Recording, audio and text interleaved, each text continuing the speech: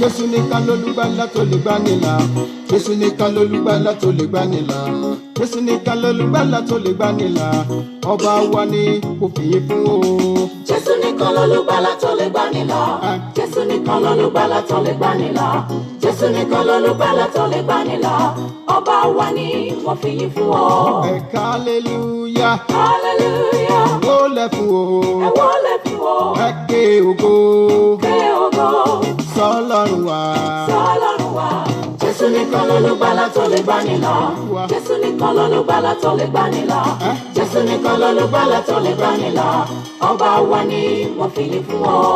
Ọlọ́run mi ìyanu ìyádùn akákàtìríkà akàkàtìríkà onípẹ̀lú ògo alùpẹ̀mùdẹ̀mù wòmí olórí aríran òjijì ọlá rẹ ìgòjégòjègún aláìní kíkún àrágbèrègèdè níbẹ̀ lóde ọ̀run alùgbàgbàgbà abalẹ̀ hamilẹ̀ abùkì amòkè agbára àìlópin ògbòmùgbòmùgbòmù òkìkìtì ayé òbìkìtì ọ̀run òun nìkan ni aláyé alọ̀run òun nìkan ni alọ̀run gbàṣẹ ọba tí ń gbani ni ọba tí ń lani ni ọba tí ń rí ni ni ọba tí ń sọ́ni ni ọba tí ń kọ́ni ni ọba tí ń yéni ni alágbàwí àwa olùpilẹ̀ṣẹ̀ òun láláṣẹ ẹ̀ka òdodo balógun ìgbàlà ọlọ́run mi àwọn kan ń wò ọ́ wọn ò mọ̀ pé wọ́n ni ojú wọn fọ́ wọ́n tẹríba fún gidi ọpọlọ wọn dàrú wọ́n bọlẹ̀ ilẹ̀ tó dá aráyé ń bọ̀ ilẹ̀ òkú wọn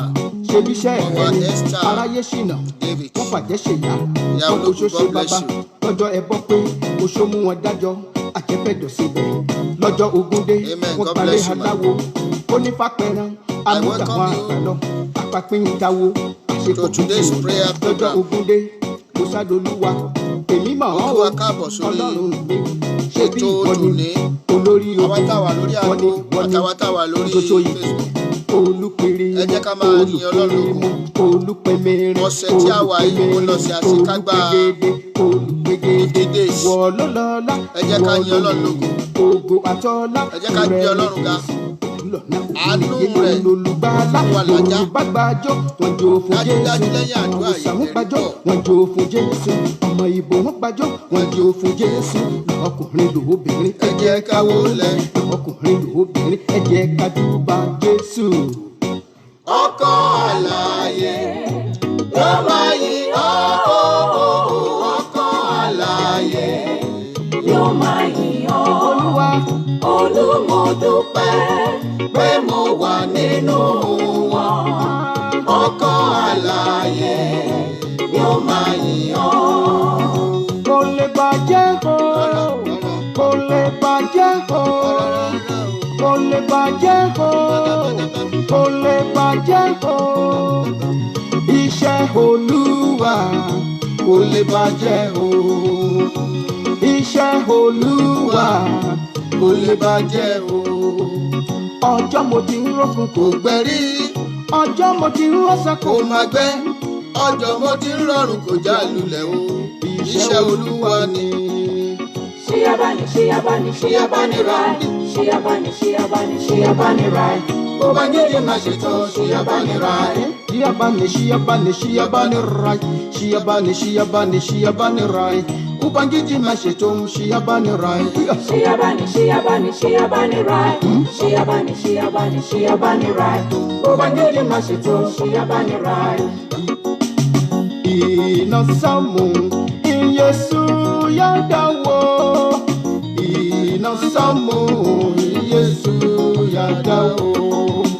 Inasamu Yesu yadawo. Inasamu Yesu yadawo. Uriachan akwe Uriachan Santa Fe Uriachan akwe Uriachan Santa Fe Inazamu Yesu yadawo. Inazamu Yesu yadawo. Inazamu Yesu yadawo. zamu Yesu yadawo uri aja akoi uri aja zantafi bá a ṣe wọlé yẹn ẹ jẹ́ ká máa gbé ohùn ọpẹ́ sókè ẹ jẹ́ ká máa yìn lógo àkókò tá a fi kọ orin yìí ó jẹ́ àkókò ọpẹ́ ó jẹ́ àkókò tó máa yin Ọlọ́run lógo ogun tí Ọlọ́run ti ṣe ogun tó ń ṣe lọ́wọ́lọ́wọ́ ẹ jẹ́ ká yin Ọlọ́run lógo fún àwọn àṣírí àdúrà tó fi hàn wá tí Ọlọ́run lo àwọn àdúrà yìí láti máa tú àṣírí ogun tó ń jayé wa ẹ jẹ́ ká gbé orúkọ rẹ̀ ga. Let's begin to worship Him. Let's exalt the name of the Lord. Let's give glory and honor to His name, for His faithfulness, for His love, for His kindness, for His power, for revealing the secrets, many secrets of our life, the mystery of life through this prayer program. Let's begin to thank Him. Let's praise Him. Praise Him, praise Him. Let's praise Him for making it for us in ṣètò ilé kan fún wa tá ò lọ lẹ́yìn ayé yìí níbi tí kò sí wàhálà mọ́ níbi tí ikú ò sí mọ́ níbi tí a kì í dìtà ẹni níbẹ̀. Jesus Christ is the Lord. No controversy. No controversy. No controversy. Jesus Christ is the Lord. I lift it up. There is no one like you, my daddy. Hallelujah. You are highly lifted up. There is no one like you. Hallelujah. You are the most high. You are the most high. You are the most high God. You are the counselor. You are the most high. You are the most high God. You are the king of kings. You are the most high.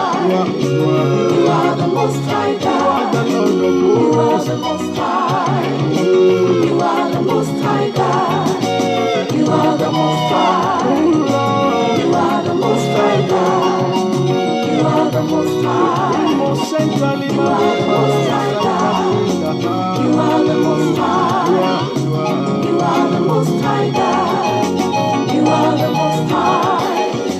You are the most high God. You are the most high. You are the most high God. You are the most high. You are. Let's begin to worship the Most High God. Ẹ jẹ́ ká máa gbé Ọlọ́run tó ga jùlọ, Ọlọ́run tó tóbi jùlọ, Ọlọ́run tó ń fi àwọn àṣírí ìkọ̀kọ̀ hàn wá láti inú àwọn àdúrà tá à ń gbà yìí. Ẹ jẹ́ ká bẹ̀rẹ̀ sí ní gbé orúkọ rẹ̀ ga.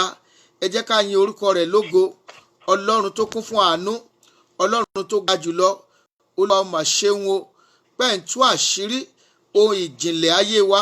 Ẹ ń fi hàn wá láti inú gbólóhùn tó ń jáde nínú àdúrà yìí. Ẹ jẹ́ ká yin Ọlọ́run lógo.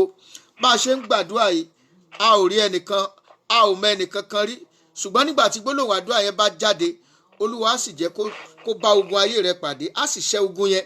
Ẹ jẹ́ ká yin lógo fún Ọlọ́run tó ń tú àṣírí ogun ayé wa, Ọlọ́run tó ń tú àṣírí ọ̀tá, Ọlọ́run tí ò farapamọ́ jẹ wá níyà. Ẹ jẹ́ ká gbé orúkọ rẹ̀ ga. Ẹ jẹ́ ká gbé orúkọ rẹ̀ ga. Ọlọ́run tó fi àánú hàn nínú ìrìn àjò àdúrà yìí. Olúwa mà ṣeun o, ọ̀sẹ̀ tó gbẹ̀yìn nínú àwẹ̀ 50 ọjọ́ tá a ti ń gbà, ọ̀sẹ̀ tó gbẹ̀yìn ọjọ́ sátidé òun náà ni gbogbo ọ̀kasẹ̀ lẹ̀. Ẹ jẹ́ á yin Ọlọ́run lógo. Ẹ jẹ́ á yin Ọlọ́run lógo. Ẹ jẹ́ á yin Ọlọ́run lógo. Lẹ́yìn tọjọ́ sátidé tó ń bọ̀ yìí, a padà sí aago mẹ́jọ àárọ̀ sáago 9 tá a máa ń gbàdúrà wa ní gbogbo sátidé ńlá ó padà síbẹ̀. Bí a tẹ̀ ṣe ń ṣe, a máa kárí ẹ̀yin ará orí Facebook náà, a máa kárí yín along gẹ́gẹ́ bá a ti ń ṣe lórúkọ Jésù. Ẹ jẹ́ á dúpẹ́. Ẹ jẹ́ ká gbé Ọlọ́run ga. Ẹ jẹ́ ká fi ìbùkún àti ìyìn fún orúkọ rẹ̀ mímọ́. Olúwa mo mọ̀ dúpẹ́ o. Ẹlẹ́dàá mi mo yìn ọ́ fún ogun tẹ́ ti ṣẹ́nu ayé mi nípasẹ̀ àdúrà yìí. Mo dúpẹ́ fún ọwọ́ agbára. Dúpẹ́ fún ọwọ́ agbára tẹ́ nà. Ọlọ́run ẹ mà ṣeun o. Ògo mà ní fún orúkọ yín o. Ó máa yin Ọlọ́run lógo. Ó ti ń gba àwẹ̀ ọjọ́ ti pẹ́. eléyìí tó gbà yìí tó bá fi lè bá wa lọ nínú àwọn àdúrà tá à ń gbà yìí máa yin Ọlọ́run lógo máa dúpẹ́. wọ́n gan mọ̀ wípé ìyàtọ̀ wà, ó ti gba bíríbírí fún ọ̀pọ̀lọpọ̀ ìgbà síbẹ̀síbẹ̀ ṣùgbọ́n àwọn àṣírí àdúrà àti àwẹ̀, àṣírí àwẹ̀ ni pé kéèyàn gbàdúrà kó sì mọ tí ó gbàdúrà lé lórí. ẹlòmíà kan wà lójú kan ṣoṣo kò ní mọ tí ó gbàdúrà lé lórí, ọkàn wà nú àwẹ̀. ṣùgbọ́n àwẹ̀ 50 ọjọ́ yìí wàá mọ̀ sí rere, wọ́n gan wàá mọ̀ wípé ó la àwọn àkókò ìyanu kan kọjá. Olúwa mọ̀ ṣeun, ẹlẹ́dàá ọ̀run wáyé, Olúwa ó ṣe o. ìjà dópin ogun sì tán, olùgbàlà jagun mólú, orin ayọ̀ la ó máa kọ, aleluya. ìjà dópin ogun tán lẹ́yìn àdúrà yìí. Olúwa mọ̀ ṣeun, ẹ̀mí mímọ́ ó ṣe o. ológo ní dídá ẹlẹ́rù nìyẹn. Bàbá mo gbé ọ̀gá, ọmọ mo yìn ọ́ lógo. Thank you Father, thank you Jesus, King of kings and Lord of lords. Ọlọ́run àánú ẹ ṣé, olùgbàlà ẹ ṣé, Ọlọ́run àánú ẹ ṣé o. Agbé ọ̀gá fún ìṣípayá àdúrà yìí. Olúwa ó ṣeun, bàbá ẹ mà ṣe o, ọmọ ẹ mà ṣe o, ẹ̀mí mímọ́ ẹ ṣé. Olúwa ó ṣe o, Olúwa ẹ ṣé o, ẹ̀mí mímọ́ ẹ ṣé o, ẹ̀mí àwọn wòlíì, ẹ̀yin kúkú lágbára wa, ẹ̀mí mímọ́ ẹ ṣé. ẹ̀mí mímọ́ mo dúpẹ́ o, ẹ̀mí àwọn wòlíì, ẹ̀yin kúkú lágbára wa, ẹ̀mí mímọ́ ẹ ṣé. Jésù Olúwa wa, wọ́n fẹ́ ká fi àkànṣe yìí ká fi dúpẹ́ lọ́wọ́ Ọlọ́run fún bàbá wa nínú Olúwa tó Ọlọ́run fún ọ ní ìran àwẹ̀ yìí pé ká gbà, tó tàn bá gbé àṣẹ ìkalẹ̀ pé ká gbà àwẹ̀ yìí bọ́yọ́jọ́ mẹ́jọ wa náà láti mọ́ máa ṣe. ṣùgbọ́n Ọlọ́run fi ìran hàn bàbá wa nínú Olúwa Pásítọ̀ E.A. Adébóyè wípé ká lọ sínú àwẹ̀ 50 ọjọ́ yìí. àwẹ̀ yìí náà la sì ń gbà. ẹ jẹ́ ká yin Ọlọ́run lógo fún ìgbé ayé bàbá wa yìí. pẹ̀lú ògo Ọlọ́run ní ọjọ́ 3 oṣù 3 ni bàbá wa wọ́n tún pé ọmọ ọjọ́ kejì oṣù 3 ni bàbá wa wọ́n tún pé ọmọ 78 ọdún 78 years. ó yẹ ká yin Ọlọ́run lógo fún wa bí kò yẹ. Let's appreciate God. Father, I thank you for the life of this great man of God that God has been using to do exploit. èmi tẹ́rí tí mo wà láàyè lénìí, Ọlọ́run ti lò wọ́n fún mi gidi gan. Toró dé ìkórìtà kan wọ́n announce wọ́n ní bọ́ ẹ̀yìn òsì láyé mọ́ ó ti lọ. ṣùgbọ́n Ọlọ́run ló bàbá yìí láti plead fún mi, láti intercede fún mi. gbàyẹn lẹ́ mọ̀ wípé we have father and he's a father indeed. Let us celebrate God in his life. Let us praise God on his behalf for what God is doing in his life, for great vision that God has given to him, for the power of God upon his life. Let's thank him. Let's thank God. Let's praise it. Let's praise God for him. For this reason, I'm dedicating this album to glorify God in his life.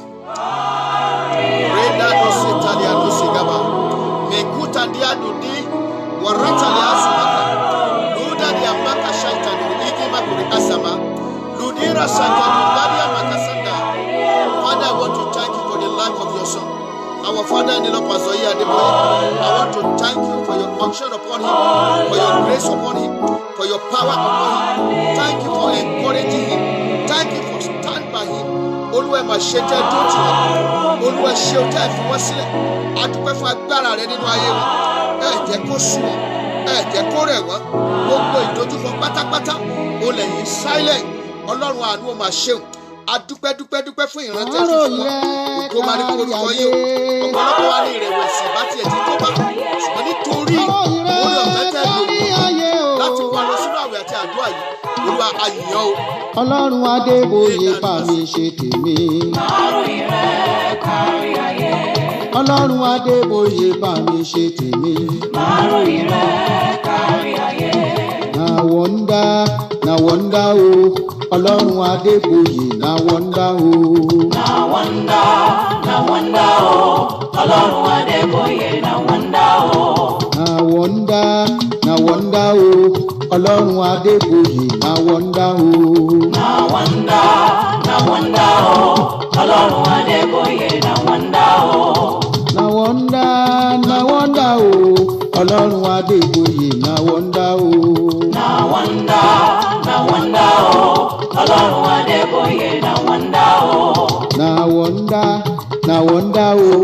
ọlọ́run adébóyè náà wọ́ndá o.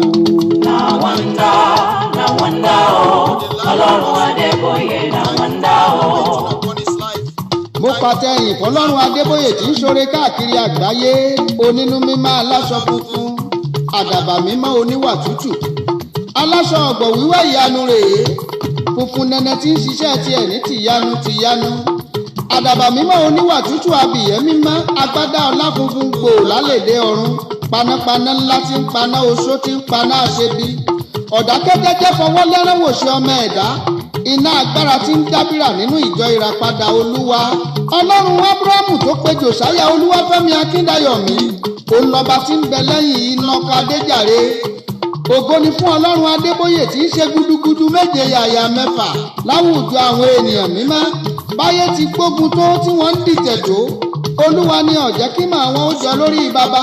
mo rántí ní congress tá a ṣe ní ṣàgámù ní 1983 lọ́jọ́sí, táwọn ẹni òkùnkùn fi iṣẹ́ ibi rán ọ̀dọ́mọkùnrin kan tó ń tagbára òkùnkùn pé kó lọ rèé gbé ahọ́n pásọ adébóyè wá. wọ́n wá bá ọlọ́run adébóyè ní bùbá ọrẹ ńlá tí jáṣe fi nípa tiẹ̀, ọ̀rọ̀ fímọ́ logbo yín mọ́nù, bòròbòrò láṣẹ bí ń kà bí ẹni tí nǹkan yíwọ́ fún, ẹgbẹ́ ń bí wọ́n kán lójú iná àjónirun. ọlọ́run adébóyè tí ń gẹ̀gùn sílẹ̀ kíjàwó tó dé, kíkan pa kankun kan lóorun, ọba tí ń wora rẹ̀ tí ń bára rẹ̀ lẹ́rù. ǹjẹ́ bí wọ́n bá wá rí ahọ́n adébóyè gé níjọ́sí, kí lórin wa ìbá wá jẹ́ lọ́jọ́ òní? adúpẹ́dúpẹ́ ọlọ́run kì í gbani ká tún gbọ́ pótí. wọ́n fẹ́ pa wọn ò rí ọ̀pá, wọ́n fẹ́ ṣe ọ́ àṣé wọ́n tún ṣe ra wọn ni. ọba tí ò jẹ́ ká yóò rí ọmú síwájú kí ìmọ́lẹ̀ ògo tó dé, lójú àṣebí bíi kí wọ́n paná ògo ọ̀hún kó kú fínfín. ọlọ́run ò fún wọn ṣe, àbíamọ níjọ́ ogun bá lé, bàbá mi ò sì mọ tààrà rẹ bí ìjà má bẹ̀rù. àbí bàbá mi adébóyè kí ló yẹ ká ṣe tá ò bá ṣèdúpẹ́? tá a bá yin ọlọ́run lógo àá jẹ̀bi o. ní gbogbo ọ̀nà pátápátá là á fi jẹ̀bi ọlọ́run, torí kò sí tọ́lọ́run ń ṣe fẹ́ẹ̀nìyàn tá a ti rí kó ti ṣe fún wa. pé jésù ń wo ní sàn, àwọn kan fẹnu lásán sọ ni àwa ti fojú ara wa rí. àti rí àwọn tí dókítà ti sọ pé kò sí ìrètí fún mọ́, tí wọ́n wá jẹ́rìí pé jésù ó mọ̀ ṣe yanu. àti rí àgàn ọlọ́dún 10, ọlọ́dún 15 tí wọ́n ti gbọ́ ọmọ wọn wá yin ọlọ́run lójú gbogbo wa ń bẹ yìí. a ti rí ọ̀pọ̀lọpọ̀ wa tó débí tó jẹ́ wípé ńgbà tá a dé pàápàá kò tiẹ̀ sí kọ́bọ̀ lápò, tó jẹ́ pé lẹ́yìn pẹ̀lú ìrànlọ́wọ́ jésù kristi àwa náà mọ̀ nílé tiwa tá à ń gbé. tá a bá yin ọlọ́run lógo àá jẹ̀bi. tá a bá rántí ohun tó ń ṣe lọ́wọ́lọ́wọ́, ká dúpẹ́ fún ohun tó ti ṣe nígbà kan àná. ní ńlá lọ́ba tó dábìrà ní kọ́ngírẹ́sì Ẹdẹ, ìyanu lọ́ba tó wo wèrè sàn láàgbọ̀ níjọ́sí, ìyanu lọ́ba tí ń dáná agbára ní gbọ̀ngàn ti rìdíìmù ńlá, ó ń lajú afọ́jú, ó ń fokùn fáyarọ, ó ń jí òkú dìde. àìmọye àgàn lọ́lọ́run adébóyè ti sọdọ lọ́mọ, bó ti ń ṣe bẹbẹ ní nàìjíríà ló ń ṣe káàkiri àgbáyé. gbogbo ará àtùmásí ò lè gbàgbé ní 1988 ní ìlú ghana ni mo rí ìhun tó èdè new york lamẹ́ríkà. gbogbo áfíríkà ò lè gbàgbé láéláé. ẹni tó bá bá wọn dé àràrè ló lè sọ títóbi iṣẹ́ olúwa, a ò lè kà wọ́n tán. ọlọ́run adébóyè ń dábìrà káàkiri àgbáyé ní gbogbo friday àkọ́kọ́ lóṣooṣù. ẹ wá wo títóbi iṣẹ́ olúwa ní redemption camp ní kìlómítà 46 lagos ìbàdàn express road. ọlọ́run adébóyè alágbára ni lọ́jọ́ gbogbo. èmi gangan lọ́kàn pàtàkì nínú ẹni tọ́lọ́run adébóyè ṣàánú fún. mo rántí ní 1982 ìjì tí ìbádáminú àgbọnù pátápátá, ogun tó le débi wípé ilé adébóyè ni mò ń gbé, 19 adébóyè ni mo fi ń bora. tọ̀sán-tòru ni bàbá fi ń gbàdúrà fún mi, bó ṣe wọ́n ń júbà láàyè fáráyé. wọ́n ní mo kú láì rídìí òkodoro, wọ́n ní igi dákúnlé ti dijú pinpin, ìyá kékeré bàbá sunsunsun. ọpẹ́ lọ́wọ́ ọlọ́run adébóyè tó gbà mí lọ́wọ́ ikú àìtọ́jọ́, tó ní kúnlé ọ̀gbọ́dọ̀ kú o, ọmọ àgùntàn ò ní lọ láláì jìjà. mo dúpẹ́ kò kú máa kéwì náà rèé o. ọlọ́run adébóyè ló ṣe mí láàánú, tó ní kí n máa dábí ẹdun, kí n máa rọ̀ bí òwe. báfọ̀n ọ̀bá gbó kì í wọ̀ lórúkọ jésù, àwa ò ní bá wọn kúkú àìtọ́jọ́. mo dúpẹ́ lọ́wọ́ ọlọ́run adébóyè, ọlọ́run àánú, ọlọ́run ìfẹ́, ọlọ́run ìyè, ọlọ́run òdodo, ẹlẹ́yinjú àánú, aṣoore kárí ayé ni, ọ̀làgò ìgbàlàwọ́jà gbogbo ara tó ń tẹ̀rù. bí wọ́n bá ní ta ní kí Ọlọ́run Adébóyè tẹ́ ẹ̀ bá wí ta ni òní sòdodo pé Kúnlé ni Kúnlé ọmọ Aláàfin ọ̀run ni ọmọ ìtànà Sárónì ní pọ̀hùn dídùn. ògo ni fún Ọlọ́run lókè ọ̀run. Tí a bá rí àwọn jẹ́nẹ́rà tí Ọlọ́run lò wọ́n fún ayé wa, ó yẹ ká ní àkókò tá a máa yin Ọlọ́run lógo lórí wọn. Ṣé rí àwọn jẹ́nẹ́rà tá à ń wí, èṣù kórìíra wọn gidi gan. Ṣé rí gbogbo testimony tí mo sọ yẹn, kì í ṣe pé mo gbà tán ẹ̀ lọ́wọ́ anybody. Èyí tí mo mọ̀ ni èyí tó ṣẹlẹ̀ ní Ṣàgámù yẹn, ọmọ yẹn children department lèmi wà ń gbà yẹn, children department ọmọ yẹn ọmọ fún wọn ní ọmọ yọ wá lẹ́nu gan ní children department. Bàbá kan báyìí bàbá wa kan ní Olúwa, bàbá Ọ̀ṣunkẹ́yẹ junior, children department wọ́n wà ń gbà yẹn. Ọmọ yọ bàbá yẹn náà lẹ́nu o, tẹ̀bi pé ó tó dé kórìíta kan bàbá ibi tó ti tí bàbá yẹn sà ti ń lé báyìí, bàbá yẹn tó ṣubú.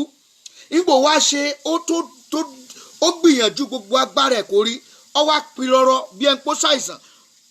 Ọmọ yẹn gbà tí ọwọ́ iná bá ló bẹ̀rẹ̀ sí ní sọ, ó lóun wá wò pé níbo ni iná ti ń jáde wá.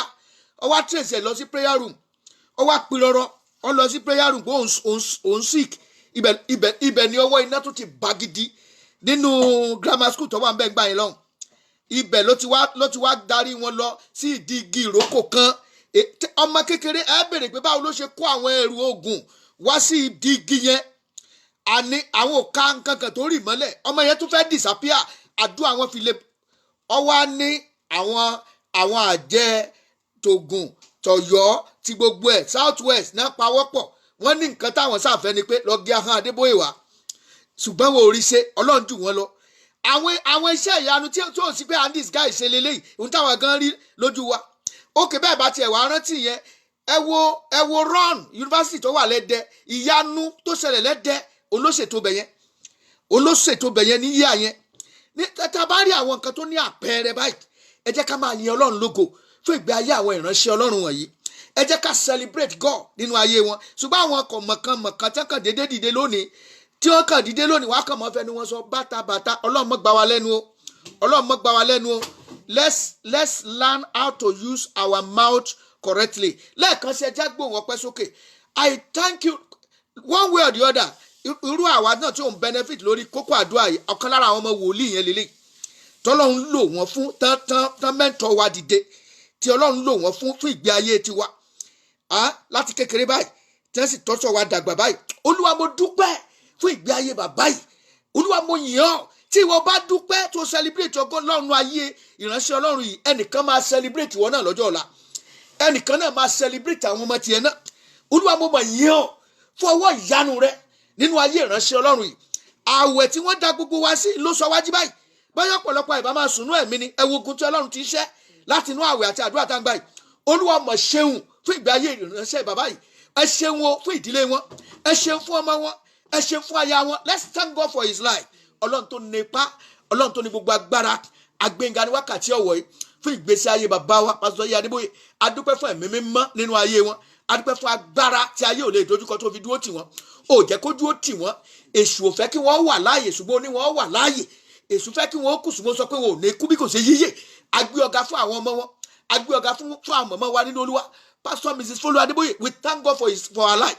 Ọlọ́run ẹ̀mí mímọ́ ṣeun. Àwọn tó ti lò láti mẹ́ńtọ̀ wa lélẹ̀, àwọn tó lò láti fúrúgbìn rere sáyé wa lélẹ̀. Olúwa máa yìn ọ́. Adúpẹ́, agbé ọ̀gá bàbá, agbé ọ̀gá ọmọ, agbé ọ̀gá ẹ̀mí mímọ́. Jésù Olúwa wa, àmín. A wá lọ síwájú tí àánú. Olúwa wẹ̀ mí láwẹ̀ mọ́. Ẹ̀jẹ̀ Jésù sọ mí di mímọ́. Gbogbo àìṣedédé ayé mi, gbogbo ọ̀nà tí mo ti fẹ́nu kọ́, ẹlòmíì ti fẹ́nu kọ́ lára ìránṣẹ́ Ọlọ́run. Ẹ wo fídíò kan tẹ́ ló jáde viral nísìn. Pásọ̀ yẹn ni wọ́n dá lẹ́bi. Pásọ̀ yẹn kò sí tọkàn pásọ̀ church yẹn nú ọ̀rọ̀ yẹn. Gbogbo ìgbésẹ̀ tó yẹ kí pásọ̀ yẹn gbé ló ti gbé. Ṣùgbọ́n àwọn èèyàn tó bá ti rí nǹkan báyìí, bí wọ́n ṣe bà ti pásọ̀ jẹ́, bí wọ́n ti sọ̀rọ̀ òdì sí pásọ̀, bí wọ́n ṣe sọ̀rọ̀ òdì sí ìránṣẹ́ Ọlọ́run, òní wọ́n máa wá.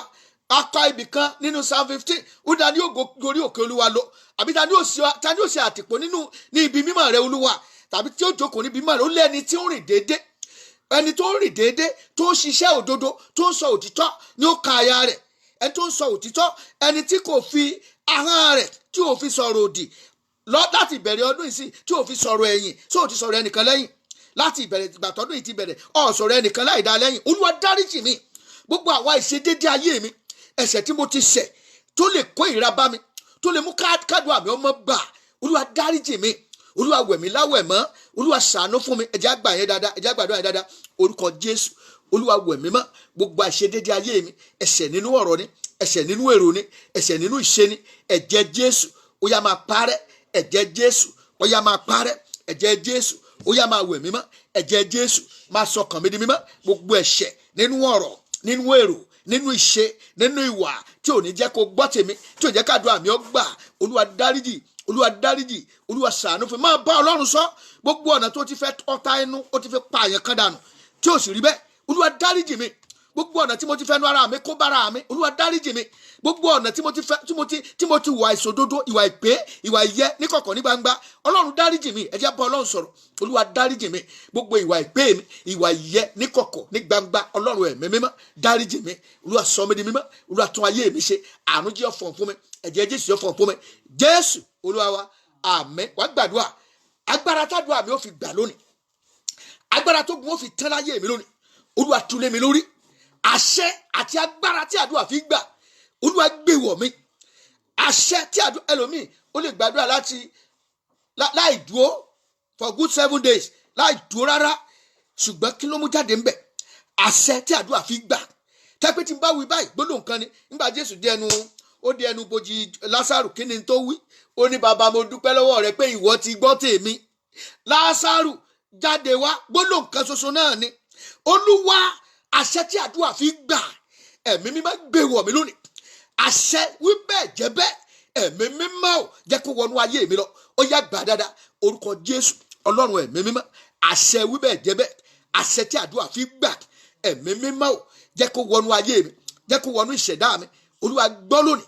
Jésù Olúwa wa, àmín. Àkókò péréte la ní, ṣùgbọ́n a ní ọ̀pọ̀lọpọ̀ àdúrà láti gbà. Àdúrà tá a fẹ́ gbà lónìí, kí ló dálé lórí? Kí ni àdúrà yẹn ó dálé lórí? Òun náà ni wípé àdúrà tá a fẹ́ gbà ó dá lórí wípé àdúrà fún ìràpadà àti ìgbà àkókò. Ìràpadà àti ìgbà àkókò, ohun tí a fẹ́ gbàdúrà lé lórí nìyẹn.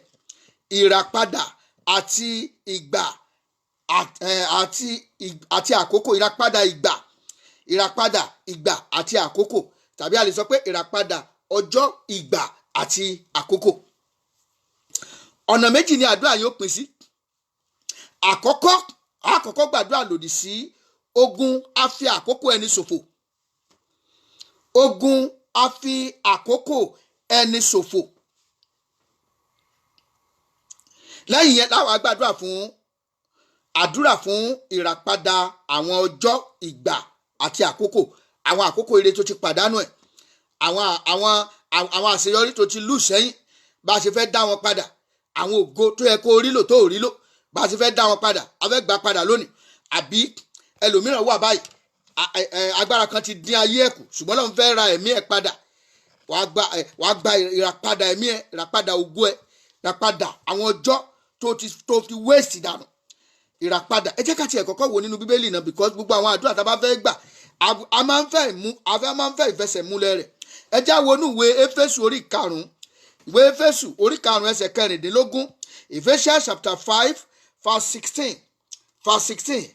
Ó kà báyìí wípé ẹ máa ra ìgbà padà nítorí búburú ni àwọn ọjọ́. Ẹ máa ra ìgbà padà nítorí pé búburú ni àwọn ọjọ́. Lákọ̀ọ́kọ́ nínú àdúrà lílòdì sí ogun afàkókò ẹni ṣòfò yẹn.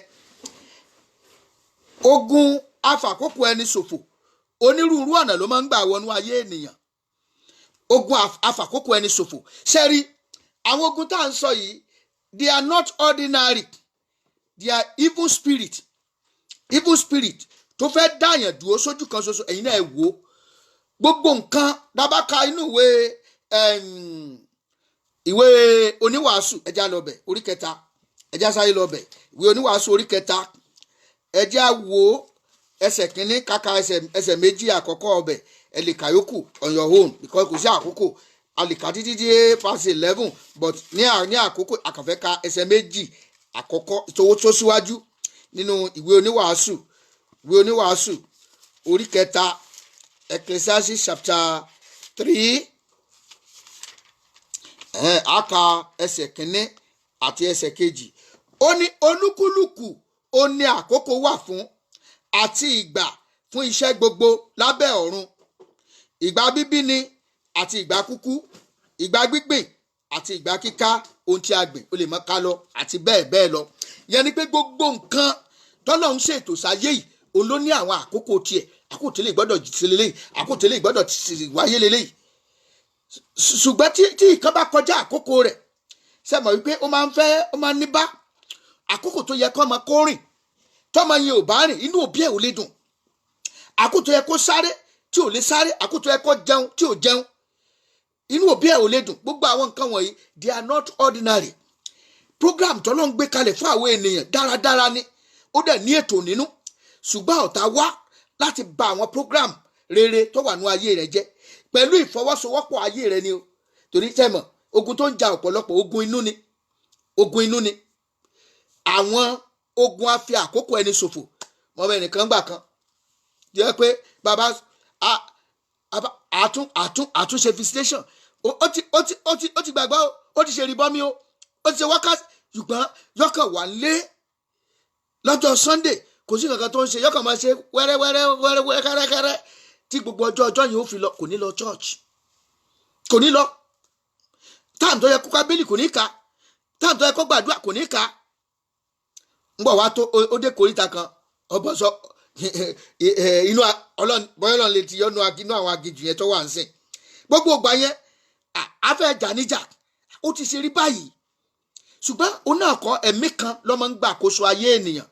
Ẹlòmíràn wà ó yẹ kó ti ṣe exam kan kó náà ti gba promotion, ó yẹ yọ máa jẹ́ kó procrastinate, ẹ̀mí yẹn wọnú ẹ̀, yọ máa fàkókò rẹ̀ ṣòfò, máa ṣe lọ́dún tí ń bọ̀, bọ́bá tún dọ́dún tí ń bọ̀ ìfẹ́ ìdìkan tún cross kò ní lè ṣe.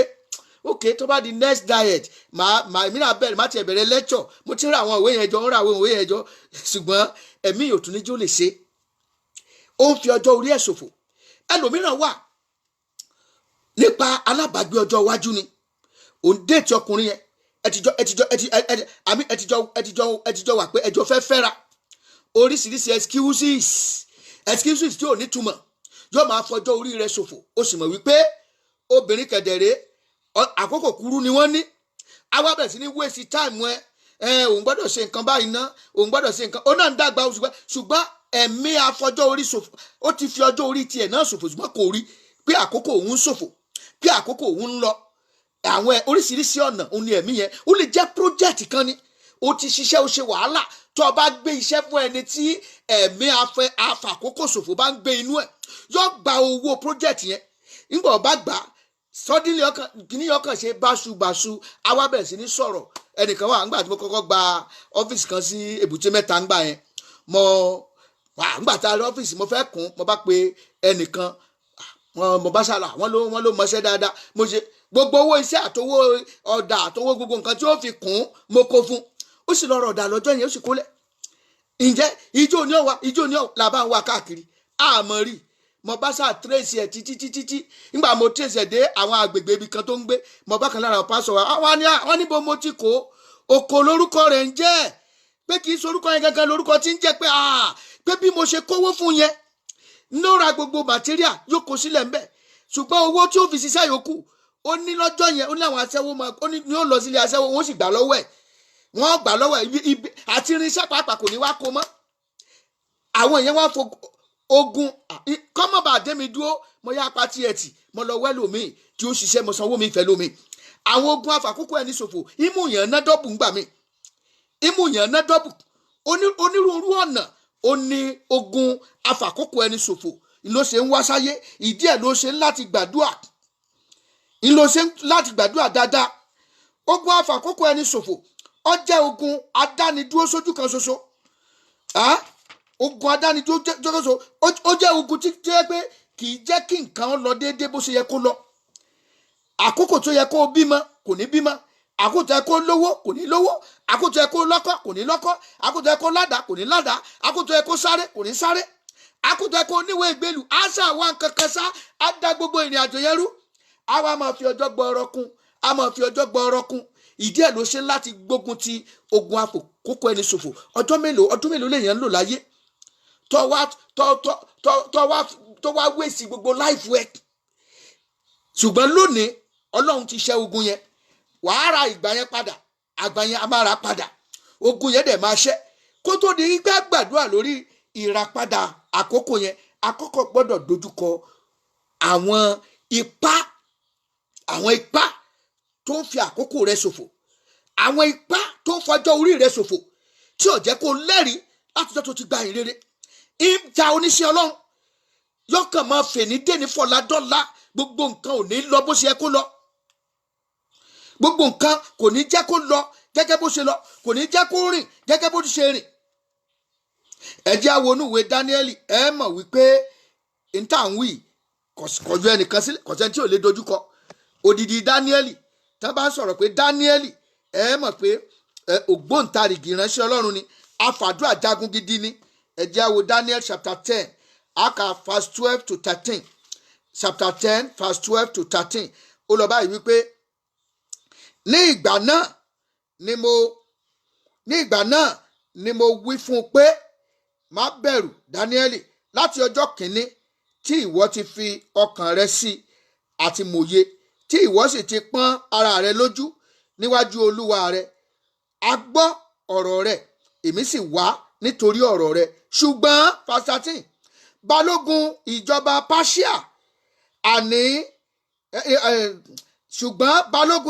Páṣíà ní dè mí ní ọ̀nà ní ọjọ́ 21. Ṣùgbọ́n wò ó, Máíkẹ́lì, ọ̀kan nínú àwọn olórí balógun, wá láti ràn mí lọ́wọ́. Èmi sì di ipò mi mú lọ́dọ̀ àwọn balógun Páṣíà. Ǹjẹ́ nísinsìnyí mo dé láti mú ọ mòye tí yóò bá àwọn ènìyàn rẹ ní ìkẹyìn ọjọ́, nítorí tí ọjọ́ pípọ̀ ni ìran náà ṣe. Dáníẹ́lì béèrè nǹkan lọ́wọ́ Ọlọ́run. Ọjọ́ tó béèrè òun lọ́lọ́run fi ṣẹ́ran áńgẹ́lì. Àwọn ẹ̀mí adánidúró yìí, afàkókò ẹni ṣòfò yìí, wọ́n ń fi àkókò Dáníẹ́lì ṣòfò lórí ìkúnlẹ̀ àdúrà tó wà. Ọjọ́ tó ti kọ́kọ́ gbàdúrà pa bó ṣe ń wí báyìí, láńgẹ́lì yẹn sọ pé àwọn náà rí bó ṣe ń làkàkà tó ń pọ́nra rẹ lójú.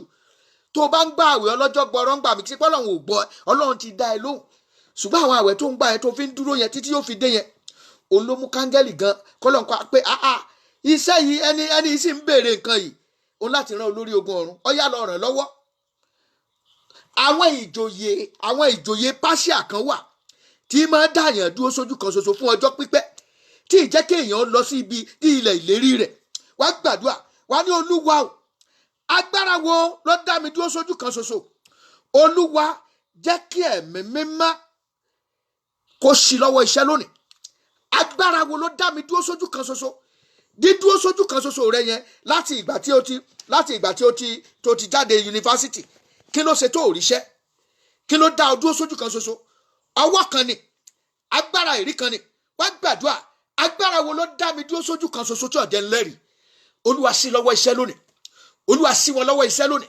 Gbogbo agbára tó dá mi dúró sójú kan ṣoṣo nínú ìrìn àjò ìgbàgbọ́ mi, nínú ìrìn àjò mi wá sí ìlú tí mo wà, agbára kan dá ọ dúró sójú kan ṣoṣo.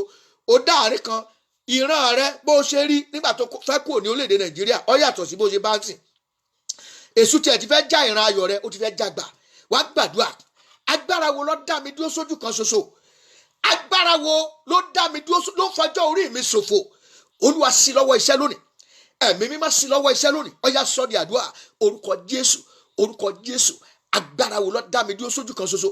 Agbára wo ní fi ọjọ́ orí mi ṣòfò? Ẹ̀mí mímọ́ ò ṣí lọ́wọ́ iṣẹ́ lónìí. Olúwa ṣí lọ́wọ́ iṣẹ́, ayérayé ṣí lọ́wọ́ iṣẹ́, Olúwa ṣí lọ́wọ́ iṣẹ́. Olúwa gbọ́ àdúrà yìí. Jésù Olúwa wa, wàá tún gbà báyìí pé Olúwa o, gbogbo ọwọ́ tó dá mi dúró sójú kan ṣoṣo, jẹ́ kó ṣíwọ́ iṣẹ́ lónìí. Jẹ́ kọ́wọ́ náà gbẹ dànù. Gbogbo ọwọ́ tó dá mi dúró sójú kan ṣoṣo, ọwọ́ kan sì wà ó sì dá ìdúró báyìí. Ó sì dá, ọfẹ́ múfò lè múfò. Ó gbìyànjú gẹ́gẹ́ bí ọkùnrin. Ẹlòmíràn kò sí, ó ní brain business. ó ní brain business lọ́tún ló sì báyìí ó gbìyànjú ṣùgbọ́n kò láṣeyọrí kankan. Ọwọ́ wo ló dá mi dúró sójú kan ṣoṣo? Olúwa jẹ́ kọ́wọ́ náà gbẹ dànù. Ọwọ́ wo ló di ìrìn àjò ayé mi mú tí ò jẹ́ lẹ́rìí tí ò jẹ́ ní ìtẹ̀síwájú? Ọwọ́ náà jẹ́ gbẹ dànù, jẹ́ kó gbiná, ó yá gbà á. Ọwọ́ àìrí wo ló dá mi dúró sójú kan ṣoṣo tí mò ń sáré bí ẹni tí ò méré sá, tí mò ń rìn bí ẹni tí ò lè rìn? Ọlọ́run tí mo ṣe bí ẹni tí ò lè ṣiṣẹ́, ọwọ́ náà jẹ́ kó gbẹ. Idà ìmọ̀ gé ọwọ́ náà sọnù, ó yá gbà á dáadáa. Orúkọ Jésù, orúkọ Jésù. Ọwọ́ wo ló dá mi dúró sójú kan ṣoṣo? Ọwọ́ náà jẹ́ kó gbẹ lónìí. Ọwọ́ náà jẹ́ kó síwọ́ iṣẹ́. Ọwọ́ náà jẹ́ kó síwọ́ iṣẹ́. Gbogbo ọwọ́ tó dá mi dúró sójú kan ṣoṣo, gbogbo ọwọ́ tó ní mi ò ní lọ sí ilẹ̀ ìlérí mi, Olúwa bá mi gé dànù. Ẹ má gé dànù. Olúwa gé dànù. Olúwa gé dànù.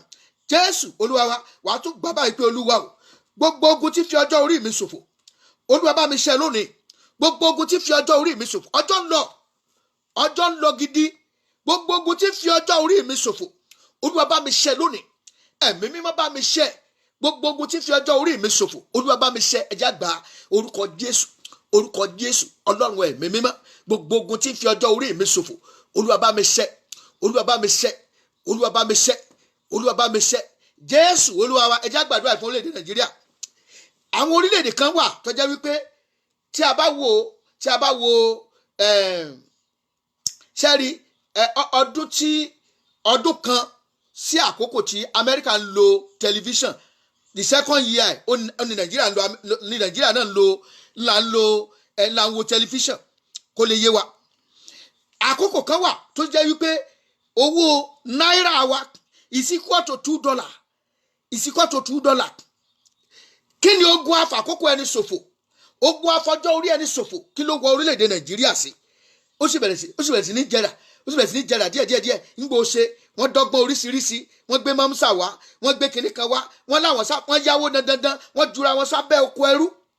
Àbí òye wa, wọ́n gbé austerity measure wá, kinní kan measure wá, náà tí a fi ń dà wá láàmú, ogun yìí wọ́n wá fi ń da Nàìjíríà láàmú. Ẹ wá wo ibi tí wọ́n gbá Nàìjíríà dé, ṣáà ń lọ síwájú ni àbá ń bọ̀ wá sẹ́yìn. Wá gbàdúrà. Olúwa, ogun afàkókò ẹni ṣòfò tó wọ orílẹ̀-èdè Nàìjíríà, Olúwa jẹ́ kó tán lónìí. Ogun tó fi àkókò wa ṣòfò ní Nàìjíríà, àkókò àwọn ọ̀dọ́ fi wọ́n ṣòfò. Àìmọye thousands, millions ọ̀dọ́ ló jẹ́ graduate ní Nàìjíríà, no work, no anything. Kàmá sọ ọ̀kadà náà iṣẹ́ ọ̀kadà tiẹ̀ tí wàá bọ́ báyìí nísìn. Àgbàdua, ogun wo ló ń fi àkókò wọn ṣòfò? Ìdí ẹ̀ lẹ́sẹ̀ rí curtis, lẹ́sẹ̀ rí oríṣiríṣi, lọ́sẹ̀ rí gbogbo ọ̀pọ̀lọpọ̀ ìwà tí ò tọ́. Nítorí pé àwọn ẹ̀mí afàkókò ẹni ṣòfò, àwọn kákàdórí ìjọba wọ́n di lágẹ̀rọ̀ síbẹ̀. Wọ́n máa lo ipò yẹn bí nípò ṣé á rí mi. Àwọn máa pa owó tó yẹ kẹ́ fi ṣe àṣeyọrí. Ẹ̀mí afàkókò ẹni ṣòfò yẹn, wọ́n gba owó yẹn pé wọ́n fẹ́ ṣe ọ̀nà, wọn ní ṣe ọ̀nà, wọ́n á pín owó yẹn sọ́wọ́ ara wọn. Olúwa, gbogbo ogun tí ó fi àkókò Nàìjíríà ṣòfò, gbogbo ogun tó fi ẹ̀mí Nàìjíríà ṣòfò, Olúwa jẹ́ kógun náà tán lónìí. Ẹ̀mí má jẹ́ kógun náà tán lónìí. Gbogbo ìjọba afàkókò ṣòfò, ẹ̀mí má fàyà dànù, ayérayé fàyà dànù. Ẹ jẹ́ gbàdúrà yẹn dáadáa. Orúkọ Jésù, Ọlọ́run ẹ̀mí mímọ́, gbogbo afàkókò ẹni ṣòfò tó wọ orílẹ̀-èdè Nàìjíríà, gbogbo ìjọba afàkókò ẹni ṣòfò tó wọ orílẹ̀-èdè Nàìjíríà, Olúwa máa fàyà, Olúwa máa bàjẹ́, Olúwa máa sọ wọ́n sínú ìdè. Ayérayé o, gbogbo ẹ̀mí afàkókò ẹni ṣòfò, afọjọ́ orí ẹni ṣòfò, àfi owó ẹni ṣòfò, àfi resources ṣòfò tó wà lórílẹ̀-èdè Nàìjíríà, Olúwa gbèdè, ẹ̀mọ́ gbèdè, ayérayé gbèdè. Olúwa báwí láti òde ọ̀run wá, jẹ́ káàánú àwọn ọmọ Nàìjíríà ó ṣe ọ́. Olúwa ṣàánú wa, Olúwa gbọ́ gbogbo afàkókò ẹni ṣòfò, Olúwa báwí. Jésù Olúwa wa, wàá tún gbàdúrà fún rẹ.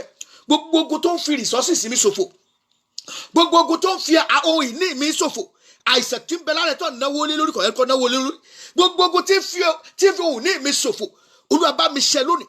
Ayérayé bá mi ṣẹ́, ayérayé bá ogun náà wí, bá wí nínú ayé mi bó o ṣe bá balógun Páṣíà yẹn wí.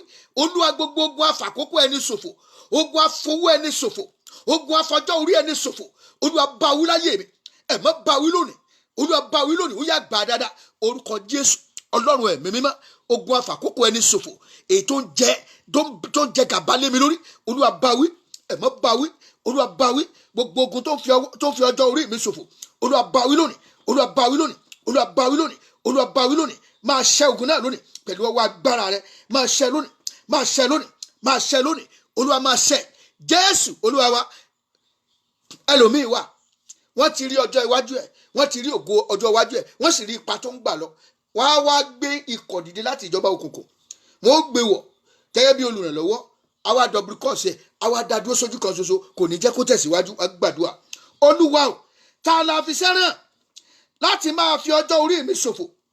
Gbogbo agbára àti àṣẹ tó ń lò lé mi lórí, olúwa gbà sọnù lónìí, olúwa gbà sọnù lónìí. Ẹnìkan wà, ó ti wà lábẹ́ ẹ̀ báyìí.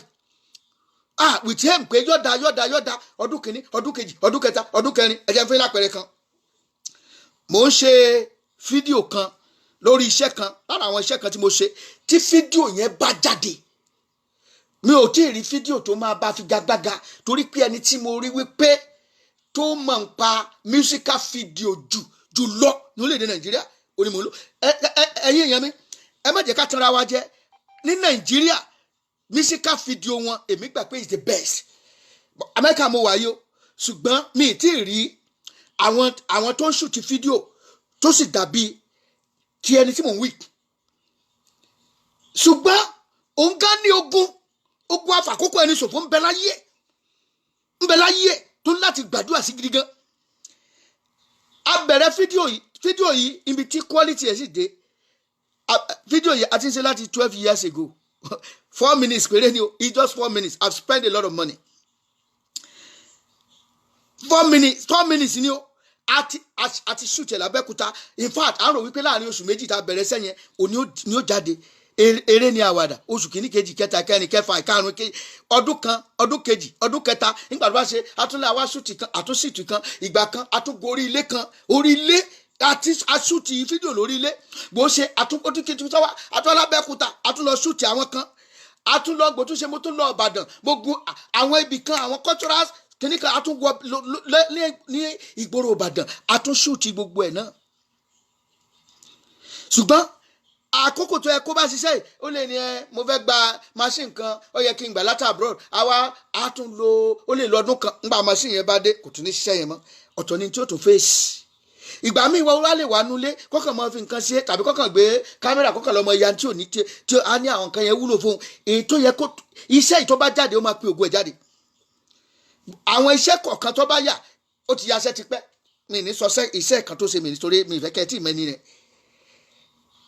Ó sì ń fi àkókò ṣòfò láti ọdún 12 sígbà tá a wà yìí. Each time tí bá sọ̀rọ̀ my vision to outside the country, tí n bá sọ fún a ní kí n pa gbogbo yẹn tì pé tí fídíò yìí bá jáde, gbogbo ilé tí mo ń sọ ìkórè pé tí fídíò yìí bá dẹ̀ jáde ní tòótọ́, ṣùgbọ́n mo ti wá ṣàkíyèsí pé ní ìní bọ́kùnrin ìjà torí ẹ̀mí kan ló gbé ẹni ìwọ. Ok, kí n sì máa dúró títí dìgbà yá ti ń communicate o. Báwo n bá ṣe kí ni a ṣe ẹnu á dùn mọ̀ràn. Ok, kí n wá dúró, kí n dá gbogbo vision tí Ọlọ́run fún mi, kí n dá dúró láti ìgbà yẹn. Fídíò yẹn mi ò tí ì dáwọ́lé, mi ò tí ì ṣiṣẹ́ kankan lé lórí because mi ò tí ì rí quality tí mo tún fẹ́ tó dàbí yẹn.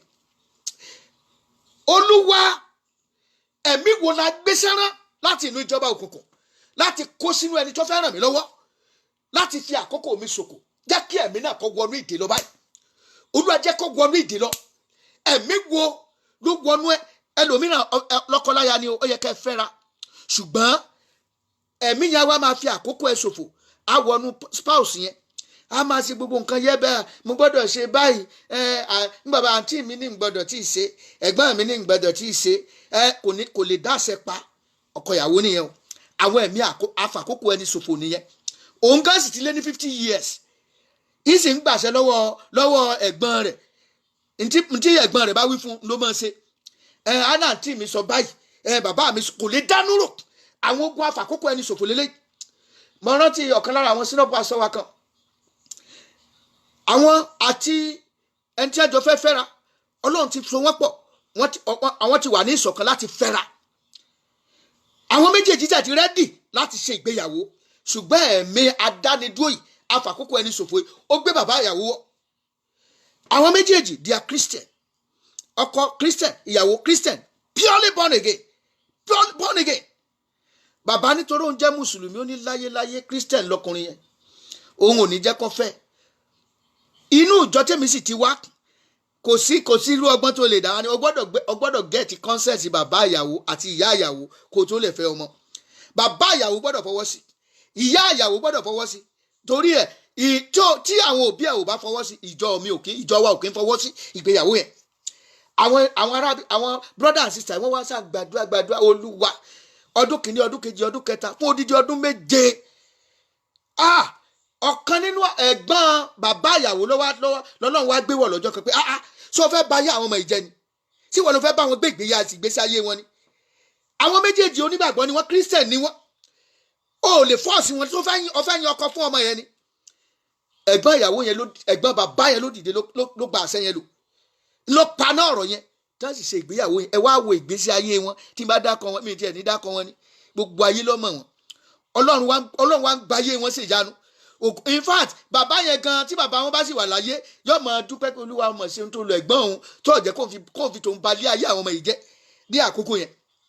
Wá gbàdúrà, ẹ̀mí wo la gbé dìde láti inú ìjọba òkùnkùn láti kó sínú ẹnìkan láti da ìrìn àjò ayé mi lú, láti fọjọ́ orí mi ṣòfò. Ẹ̀mí mímọ́ bá mi sọ ẹ̀mí náà sínú ìdè.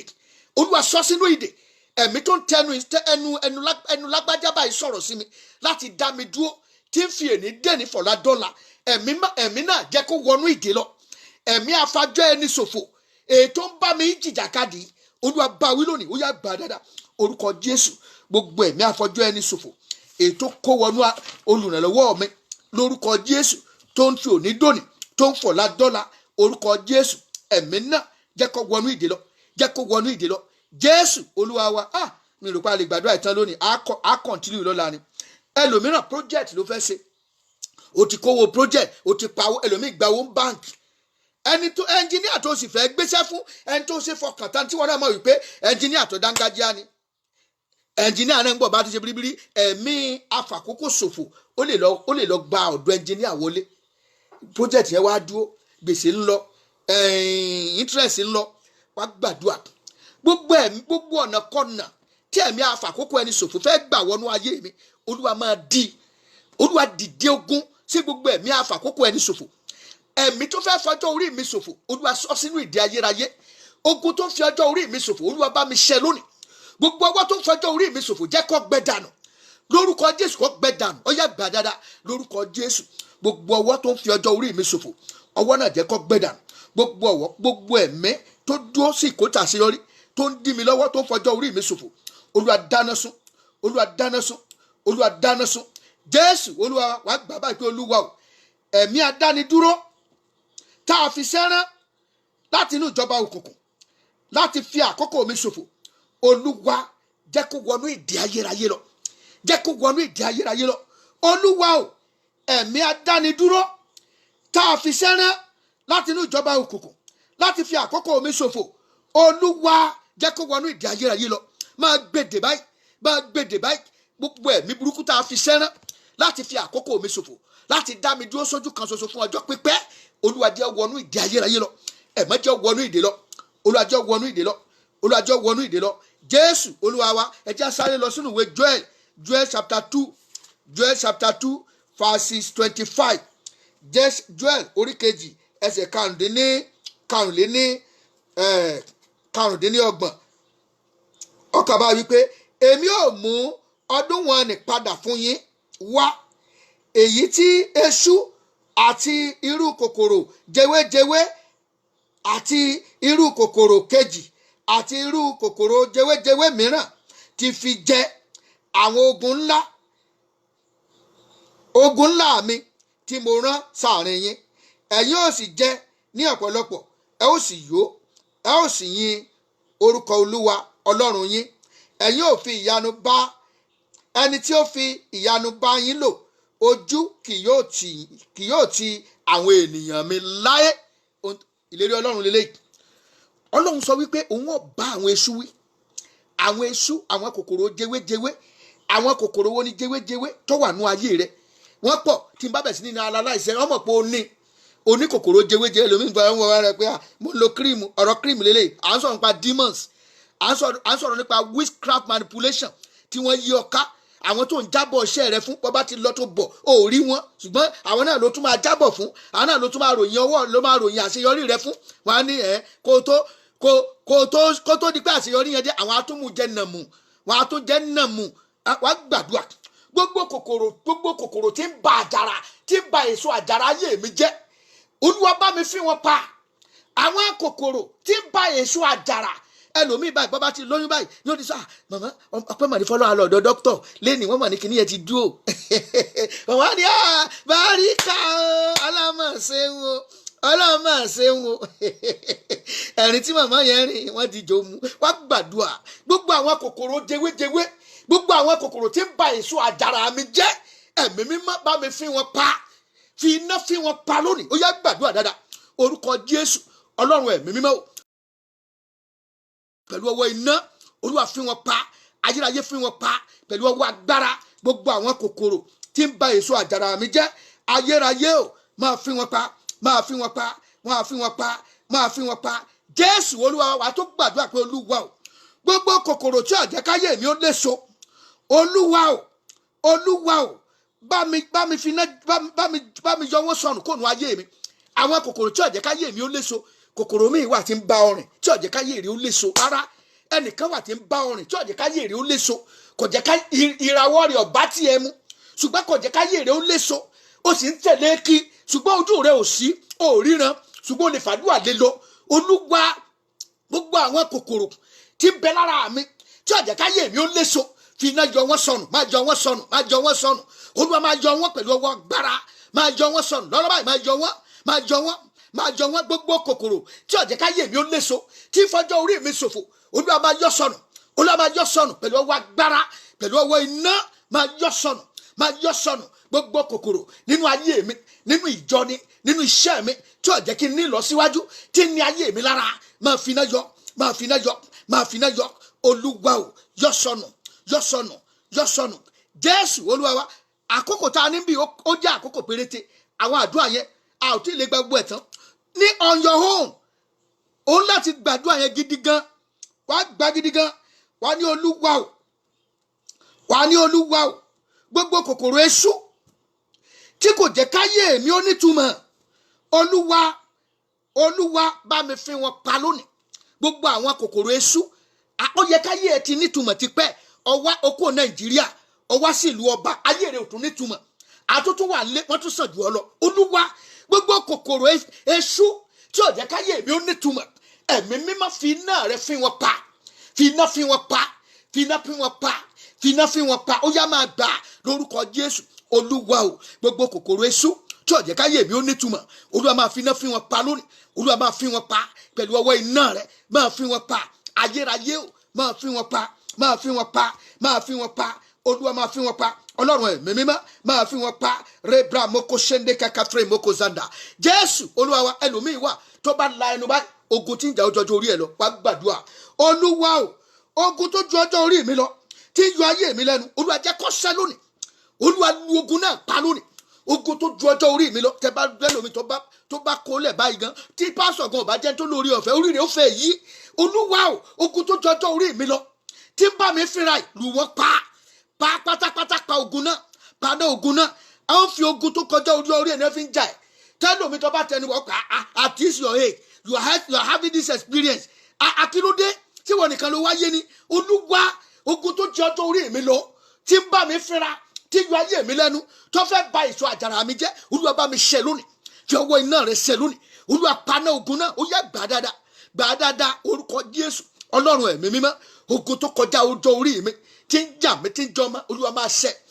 máa ṣẹ́ ayẹyẹ máa ṣẹ́ ẹ̀mọ́ máa ṣẹ́ Olúwa máa ṣẹ́ Jésù Olúwa wa ní ìsìn ọgbàdúà tá a bá ti sọ nínú ìwé Oníwàásù orí 3 ẹsẹ̀ kìí ṣe ó ní olúkúlùkù nǹkan ó ní àkókò wà fún ní ayé yìí àkókò tó gbọ́dọ̀ lówó ní owó lákòókò yẹn àkókò tó ní eyín lẹ́nu ní owó láti rẹran ní àkókò yẹn wá gbàdúrà wá ní Olúwa o má jẹ́ kí ire mi ó kọjá àkókò rẹ̀ má jẹ́ kí ire mi ó kọjá àkókò rẹ̀ kó tó dé àṣeyọrí mi má jẹ́ ó kọjá àkókò rẹ̀ kó tó dé ó yá gbà dáadáa orúkọ Jésù Ọlọ́run ẹ̀mí mímọ́ má jẹ́ kí ire mi ó kọjá àkókò rẹ̀ kó tó dé, àṣeyọrí mi má jẹ́ ó kọjá àkókò rẹ̀ kó tó dé, ọlọ́run ẹ̀ má jẹ́ kọjá àkókò rẹ̀ kó tó dé, ọba àwọn ọba má jẹ́ kí ire mi ó kọjá àkókò rẹ̀ kó tó dé, orúkọ Jésù olúwa má jẹ́ ó kọjá àkókò rẹ̀ kó tó dé, olúwa gbọ́, ẹ̀mọ́ dáhùn, ayérayé dáhùn, orúkọ Jésù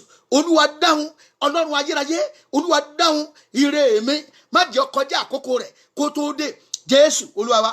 Ẹnìkan eré kan wà tí mo wò, ó sì ń ṣẹlẹ̀ lójú ayé, ó ń ṣẹlẹ̀ lójú ọ̀pọ̀lọpọ̀ àwọn àpẹẹrẹ míì lọ́wọ́ tó wà bí ẹ̀rí ṣùgbọ́n àní lè sọ síta, ṣùgbọ́n ìta nínú eré á sọ fún yín. Arákùnrin tí ń làkàkà ti pẹ́, nígbà tí olóore ti ń wá, olóore tó fẹ́ ṣe lóore, ó ti ń wá pẹ̀lú chẹ́ẹ̀kì ńlá bàǹbàǹbà tí ó fi ní àṣeyọrí. Wọ́n wá fi chẹ́ẹ̀kì yẹn ránṣẹ́, kí chẹ́ẹ̀kì yẹn ó tó dé ọ̀dọ̀ rẹ̀, kó tó dé ọ̀dọ̀ rẹ̀ ó ti jọ́lọ́ nípè, ó ti fi ayé sílẹ̀. Ẹ wá gbọ́, ta ló fẹ́ káàṣì chẹ́ẹ̀kì? Ire yẹn ò wúlò mọ́. Wá gbàdúrà, jẹ́ kí ire mi ó dé ní àkókò tó yẹ kó dé, jẹ́ kí ire mi ó dé ní àkókò tó tọ́. Ó yá gbàdúrà yẹn dáadáa, orúkọ Jésù ọlọ́run ẹ̀mí mímọ́, jẹ́ kí ire mi ó dé lásìkò tó yẹ. Olúwa jẹ́ kí ire mi ó dé ní àsìkò tó tó, ní àsìkò tí ó wúlò, àsìkò tí ire mi ó wúlò. Olúwa jẹ́ ó tẹ̀ mí lọ́wọ́, Jésù olúwa wa. Wàá tún bàbá wípé olúwa o, jẹ́ kí n rówó rẹ rán lásìkò tí mo léyìn lẹ́nu. Àkànlù ọ̀rọ̀ ni, àkànlù èdè ni, olúwa jẹ́ n rówó rẹ rán lásìkò tí mo léyìn lẹ́nu. Nígbà tí eyín bá ti ṣe wẹ̀ntúwọ́ntí, tell me, wọ́n wá ní ọ̀pẹ odidi màálù táwọn lára pé bàbá yìí máa jẹran, kò sí eyín tó fi jẹ, ẹnu ti di pómúlá, bóòlù ti fẹ́ jẹran. Bàbá kan wọ̀ ó ti pé 95 years, nígbà tó lóore rẹ̀ kan kàn dé, wọ́n ní bàbá yẹn ti dàgbà, ẹ bá gbé kẹ̀kẹ́ rálì kan fún, wọ́n gbé kẹ̀kẹ́ rálì fún bàbá wa ká kọ́sáré wípé ilẹ̀ àánú olúwa kì í sú. Tó gbé kẹ̀kẹ́ ni ó máa fa arúgbó ara 95 years ló máa gùn kiri báyìí. Wá gbàdúrà, olúwa jẹ́ n rówó rẹ rán lákòókò tí mo léyìn lẹ́nu. Ó yá sọ di àdúrà, orúkọ Jésù, olúwa jẹ́ n rówó rẹ rán lákòókò tí mo ní eyín lẹ́nu. Olúwa jẹ́ kí ire mi ó bọ́ kó dé sí àsìkò tó yẹ kí n ní. Olúwa má jẹ́ kí ọjọ́ orí mi ó kọjá ire mi. Olúwa ṣàánú fún mi, jẹ́ kí n rí ire ní àkókò jẹ́ kí n rí. Olúwa gbọ́ àdúrà mi, Jésù olúwa wa. Wàá gbàdúrà yìí, wàá ní olúwa o, yí ìgbà rere kan èmi náà, jẹ́ kí àsìkò rere ó dé fẹ́mi náà, èmi náà fẹ́ lẹ́rìí. Ó yá gbà dáadáa, orúkọ Jésù ọlọ́run ẹ̀mí mímọ́, yí ìgbà rere kan mi, yí ìgbà rere kan mi, jẹ́ kí àsìkò rere, àsìkò ayọ̀ mi jẹ́ kó wọlé wá, àsìkò ìṣẹ́gun mi jẹ́ kó wọlé wá, àsìkò ẹ̀rí mi jẹ́ kó wọlé wá. Olúwa gbọ́, ayérayé gbọ́, ẹ̀mí mímọ́ dáhùn, olúwa ṣe, Jésù olúwa wa. Àtúgbàdúrà pé olúwa gbà mí lágbàtàn kúrò lọ́wọ́ ogun àfàkókò ẹni ṣòfò. Ara àdánù dúró ń bẹ̀rẹ̀ lẹ́nu, ó sì kú rẹpẹtẹ tá a fẹ́ gbà lórí ogun àfàkókò ẹni ṣòfò. Á tẹ̀síwájú lọ́la. Olúwa gbà mí lágbàtàn lọ́wọ́ ogun àfàkókò ẹni ṣòfò. Olúwa gbà mí lágbàtàn lọ́wọ́ ogun àfàkókò ẹni ṣòfò. Ẹ̀mí mímọ́ o, gbà mí lágbàtàn lọ́wọ́ ogun àfàkókò ẹni ṣòfò. Ayérayé fi ọwọ́ àánú rẹ fi gbà mí lágbàtàn lọ́wọ́ ogun àfàkókò ẹni ṣòfò. Orúkọ Jésù, olúwa gbà mí lágbàtàn lọ́wọ́ ogun àfàkókò ẹni ṣòfò. Orúkọ Jésù, gbà mí lágbàtàn lọ́wọ́ ogun àfàkókò ẹni ṣòfò. Jésù olúwa wa. Ká tó tẹ̀síwájú, kó tó di pé àfàdúrà ráǹdì ẹ jẹ́ kí n fún wa ní ẹsẹ̀ ọ̀rọ̀ kan kó dàbí àmọ̀ràn fún wa, kó dàbí àtọ̀nà fún wa ní 1 Corinthians chapter 7 verse 29. 1 Corinthians chapter 7 verses 29. Ó kà báyìí pé ó ní ṣùgbọ́n èyí ni mo wí ará, pé kúkúrú ni àkókò láti ìsinsìnyí lọ, pé kí àwọn tí ó ní aya kí ó dàbí ẹni pé wọn kò ní rí, àti àwọn tí ó ń sunkún bí ẹni pé wọn kò sunkún rí, àti àwọn tí ń yọ̀ bí ẹni pé wọn kò yọ̀ rí, àti àwọn tí ń rà bí ẹni pé wọn kò ní rí. Àmọ̀ràn ni o, láti àkókò yìí lọ wàá gbàdúrà bí ẹni tí ò ti gbàdúrà rí. Wàá jẹ́ kí ìgbésí ayé rẹ kó yàtọ̀, torí pé àkókò kò sí mọ́ nínú ayé tá a wà yìí. Gbogbo àkókò secondalistic yẹsẹ̀gbẹ́ kan, àkókò ẹrẹ̀gbẹ́ yẹsẹ̀gbẹ́ kan, àkókò ò sí mọ́, àkókò ò sí mọ́. Olúwa ràn wá lọ́wọ́ àti àwọn orílẹ̀-èdè pápá lórílẹ̀-èdè wa. Àkókò a ti ń fa àkókò ṣòfò jù, àkókò kò sí mọ́. Gbogbo àkókò ẹrẹ̀gbẹ́ àjẹjẹ mítì kan, àjẹjẹ kínní kan. Ọlọ́run ràn wá lọ́wọ́. Action ló kù lórí ọ̀rọ̀ ayé rẹ̀. Action, ìgbésẹ̀, ìgbésẹ̀, ìgbésẹ̀, ìgbésẹ̀. Ẹ̀mí ìrẹ̀wẹ̀sì nígbà tó o ti ń lépa nǹkan ó kù díẹ̀ kọ́wọ́ ẹ tó wàá fi ẹ̀mí rẹ̀wẹ̀sì bu lẹ́sẹ̀kẹsẹ̀. Ire tí mo fojú sùn ìjọ tẹ̀ mí lọ́wọ́. Jésù pápá ò ní pẹ́ dé mọ́, kò ní pẹ́ dé mọ́. Àkókò kúkúrú ló wà, kò sí àkókò mọ́. Gbogbo ìgbésẹ̀ tó yẹ ká gbé, àtúnṣe ká ṣe, ajá bẹ̀rẹ̀ sí ní ṣe, ká sì ní yẹ ayé wa wò. Yóò dára fún wa o. Àlàáfíà Ọlọ́run kó máa bá gbogbo yín gbé. Orúkọ Jésù, ipa tó ju pa, agbára tó ju gbogbo agbára lọ. Ọlọ́run ti jẹ́ ìmíní, Ọlọ́run àwọn ọmọ ogun, àyìn ológo, afọpẹ́ fún ọ. Ọlọ́run wa ò gbọpẹ́ wa, ẹ̀mọ́ gbàyìn wa. Adúpẹ́ fún ogun tí ẹ ti ṣẹ́ nínú àdúrà tòní. Ayérayé nú àwọn ọ̀run, adúpẹ́ fún àṣírí ètí ẹ fi hàn wá nípa ogun afàkókò ẹni ṣòfò, nípa ogun adánidúró sójú kan ṣoṣo. A máa gbé orúkọ rẹ ga. Olúwa gbọpẹ́ wa, Olúwa gbàyìn wa. Láti àkókò yìí lọ, gbogbo ọwọ́ tó dá wa dúró sójú kan ṣoṣo kó gbẹ dànù. Alágbára òkùnkùn, alágbára ènìyàn tó dá wa dúró lójú kan ṣoṣo, Olúwa jẹ́ ó gbẹ dànù. Orúkọ Jésù náà wá agbára fi já wa gbà kúrò lọ́wọ́ ogun afàkókò ẹni ṣòfò. Ta lẹni tá a gbé sẹ́rán láti máa fi àkókò wa ṣòfò? Olúwa sí lọ́wọ́ iṣẹ́ lónìí. Ayérayé sí lọ́wọ́ iṣẹ́ lónìí. Ẹ̀mí burúkú tá a rán sí wa nínú ìrìn àjò wa láti fi àkókò wa ṣòfò, ẹ̀mí náà jẹ́ kó wọnú ìdè lọ. Lórúkọ Jésù jẹ́ kó wọnú ìdè lọ. Olúwa náà wá agbára, fi ọwọ́ agbára rẹ já wa gbà kúrò lọ́wọ́ ogun tí ń yọ ayé wa lẹ́nu. Fi ọwọ́ agbára já wa gbà kúrò lọ́wọ́ ogun tó fa dìlé. Ẹlòmíì ó yẹ kó ti lọ́kọ kò lọ́kọ, ẹlòmíì yẹ kó ti láya kò láya. Ogun dá ẹlòmíì gúnlẹ̀. Gbogbo ogun tó dá ogun lẹ̀ yẹn mo fi bú lónìí, gẹ́gẹ́ bí áńgẹ́lì yẹn sì fi bọ ológun Páṣíà yẹn bú. Gbogbo ogun tó dá dúró sójú kan ṣoṣo mo fi ré níwájú Ọlọ́run alààyè. Mo fi gégùn kó fi ayé rẹ sílẹ̀. Gbogbo ogun adánidúró nínú ìrìn àjò wa mo fi bú kó fi ayé wa sílẹ̀ lónìí. Lórúkọ Jésù kó fi ìrìn àjò ayé wa sílẹ̀. Kára àánú gbà, kí ire kó jẹ́ tiwa, kí ìbùkún kó jẹ́ tiwa. Yóò dára fún wa o. Ó ti rí bẹ́ẹ̀ lórúkọ Jésù Kristi Olúwa wa, àmín. Tó kó tó di wípé aṣọ orí ọ̀fẹ́, mo fẹ́ rán wa létí wípé ọ̀sẹ̀ yìí ni ààwẹ̀ àti àdúrà 50 ọjọ́ yóò parí lọ́jọ́ sátidé ọ̀sẹ̀ yìí. Lẹ́yìn sátidé ọ̀sẹ̀ yìí a ó bẹ̀rẹ̀ sí ní ṣe àwọn iṣẹ́ ìránṣẹ́ wa ní every aago 8 sí 9. Bóyá ti ọjọ́ sátidé yẹn gan-an, bóyá aago 8 sí 9 àárọ̀ ńlá tètè máa ṣe ní ọjọ́ sátidé tó ń bọ̀ ẹ̀. Ọpẹ́ àti ìyìn la fi dá, tá a fi yin Ọlọ́run lógo. So olúkálùkù lè padà lọ sí inú ìjọ wọn, ẹ lọ ṣe ìdúpẹ́. Ṣé ẹ mọ̀ wípé láti ìgbà tá a ti bẹ̀rẹ̀ àdúrà yìí, a ò sọ wípé ẹ mú offering àbí ẹ mú nǹkan kan wá, ṣùgbọ́n tó bá wù ọ́ láti ní ipa àti ìpín, Olúwa fi sí wa lọ́kàn láti ṣe renovation kan nínú ìjọ wa. Pásọ̀ kan ló fẹ́ náwó yín o. A fẹ́ fi ṣe renovation. Tí ìwọ náà bá láǹfààní tó bá wá chọ́ọ̀chì wa lọ́jọ́ tó bá dé, ìwọ náà rí bẹ́ẹ̀, inú ẹ̀ á dùn wípé ibi tí mo ti worship ọmọ gba èrò dáadáa. A fẹ́ fi ṣe renovation ni. Ìyí tí Ọlọ́run bá fi sí ọ lọ́kàn. Ṣùgbọ́n àwọn tó jẹ́ ọmọ ìjọ wa pátápátá, wọn láti sọ pé ó kù bó ti wù kó kéré tó, ọ̀sán fọlọ́ ní $1 ní each day. Ká ní pé church láti ń pàdé, pé at least wọ́n fọlọ́ ní $1 tó bá calculate ẹ̀ for 50 days. Tí wọn náà bá mú yẹn wá tó mú wá gẹ́gẹ́ bí ọrẹ, á kó pọ̀. Èyí tó bá kù ìjọ tún máa fowó kún ni láti fi ṣe renovation yẹn. Tí Ọlọ́run bá fi sí ọlọ́kàn kó compulsory o.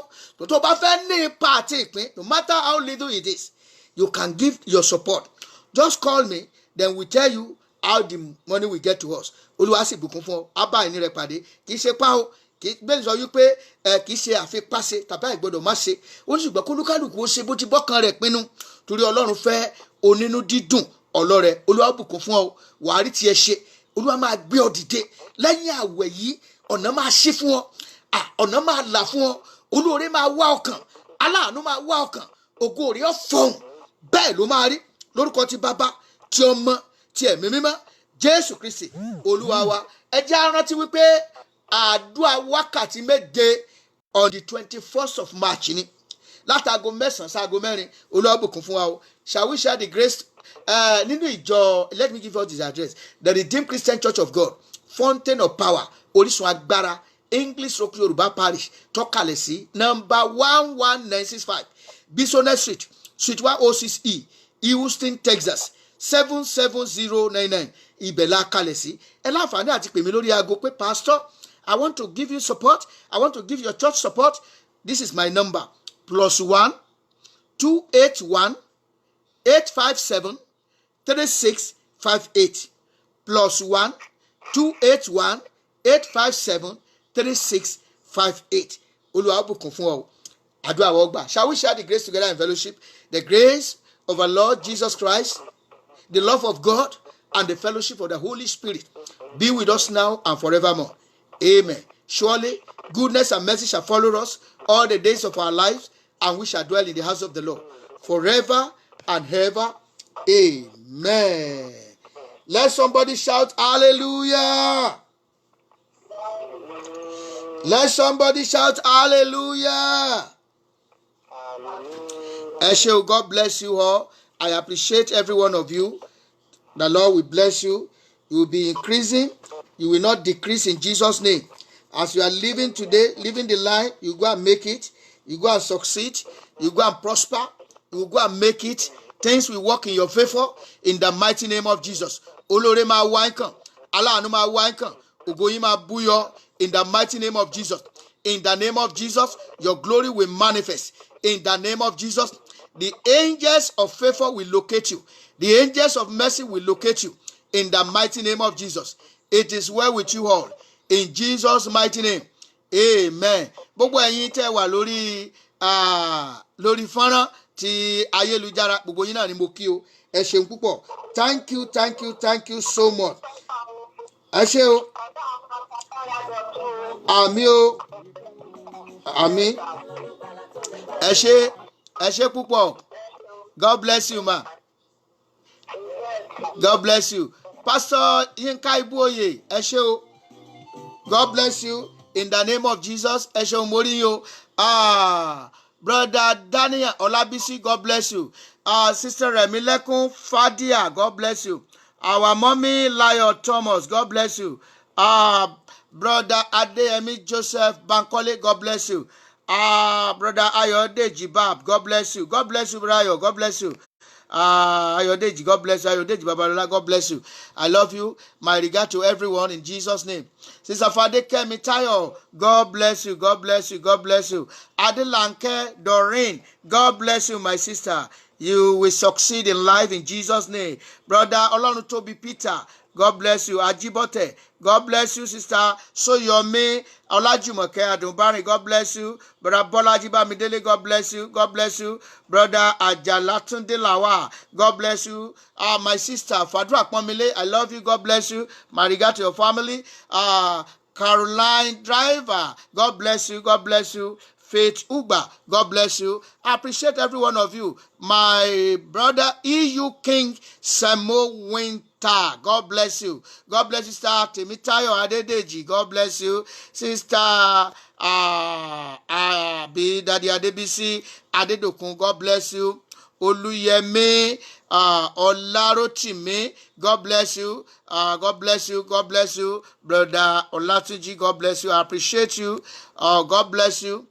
Sister Famose Ayodeji, God bless you. God bless you.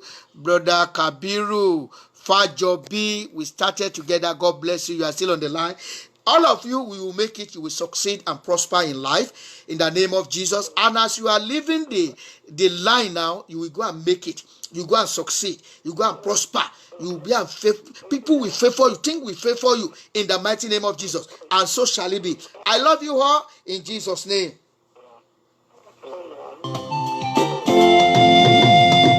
I am so glad that our Father in heaven says of his love in the book he has given. Wonderful things in the Bible I see. This is the dearest that Jesus loves me. I am so glad that Jesus loves me. Jesus loves me. Jesus loves me. I am so glad that Jesus loves me. Jesus loves even me. Jesus loves me and I know I love him. Love brought him down my lost soul to redeem. Yes, it was love that made him die on the tree. Certain that Jesus loves me. I am so glad that Jesus loves me. Jesus loves me. Jesus loves me. I am so glad that Jesus loves me.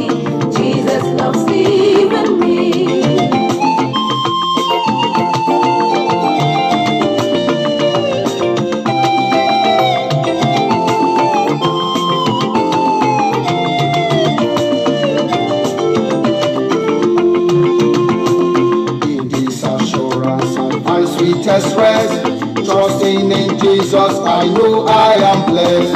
Satan is from my soul, do not flee. When I just tell him that Jesus loves me. I am so glad that Jesus